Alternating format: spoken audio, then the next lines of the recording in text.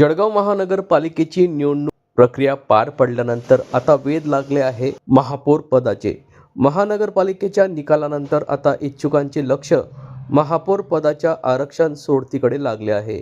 मंत्रालय मुंबईत निघणाऱ्या सोडतीनंतर जळगावचा महापौर कोण आता हे समजणार आहे।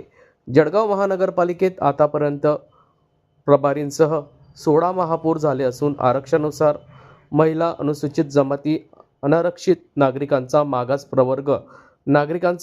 प्रवर्ग, महिला याप्रमाणे निवडून आलेल्या नगरसेवकांना संधी मिळाली आहे।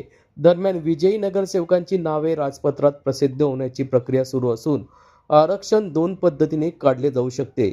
शासन कोणती पद्धत यावेळी अवलंबणार हे मात्र पाहणं महत्त्वाचं ठरणार आहे। नगर विकास विभागाच्या 19 जानेवारीच्या पत्रात स्पष्ट करण्यात आलेले नाही। चक्रानुक्रमे पद्धतीने सोडत काढल्यास महापौर पद कोणत्या प्रवर्गाकरता आरक्षित होऊ शकते आणि चिठ्ठी पद्धतीने आरक्षण सोडत काढल्यास कोणत्या प्रवर्गातील सदस्याला संधी मिळू शकते याचे अंदाज बांधण्यात येत आहे।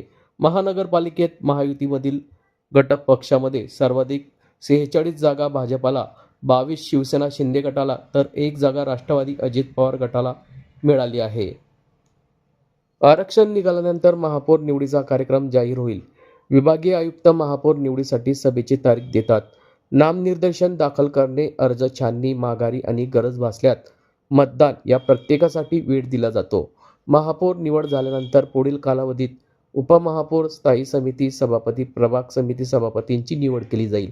ही माहिती आज दिनांक 20 जानेवारी रोजी दुपारी 4 वाजता महानगरपालिका प्रशासनाकडून माध्यमांना प्राप्त झाली आहे।